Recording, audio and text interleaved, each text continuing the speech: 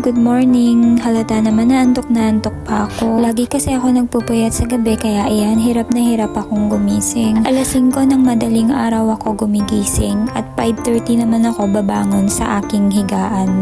Sa mga oras nga nito ay hindi ko pa alam kung ano bang ibibigay kong almusal sa alaga ko. Kanina pa rin ako paikot-ikot at hindi makapagdesisyon dahil nga antok pa ako.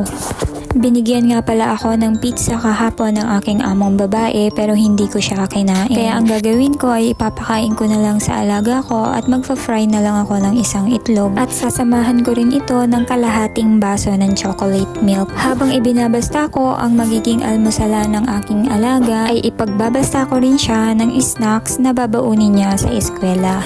Habang nag-aasikaso pala ako ng babaunin ng aking alaga sa kanyang eskwela ay naalala ko na nagko-complain pala siya sa akin kahapon ng hapon about sa mga biskwit na binabaon niya. Pero ang sabi ko sa kanya ay wag siyang mag-complain sa akin kundi sa kanyang mami. Ang mami niya kasi ang bumibili ng mga pagkain or snacks na dapat niyang baunin sa eskwelahan. Ako naman bilang kanyang yaya ay bumabase lang din naman sa kung anong nakatabi sa aming cabinet at kung ano yung pwede kong ibigay sa kanya. Pero nararamdaman ko at naiintindihan ko yung nafe-feel ng aking alaga. Alaga ko nga pala ay edad 10 years old na lalaki.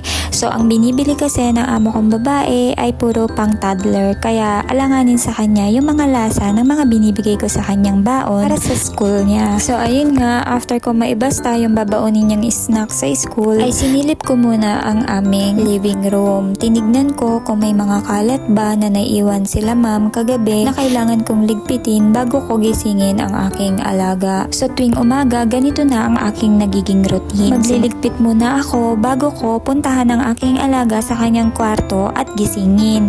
Pero dahil nga maaga pa, naisip ko na muna na magbihis ng aking damit. Pagkatapos ko magbihis ng aking pangtrabahong damit, ay pupuntahan ko naman ang aking alaga. Sa ganitong sitwasyon kasi, medyo nahihirapan ako na gisingin ang aking alaga dahil syempre bata pa, medyo mahirap pang gisingin. Kaya, paano ba yan? Mamaya uli. See you later! Ako din, antok pa.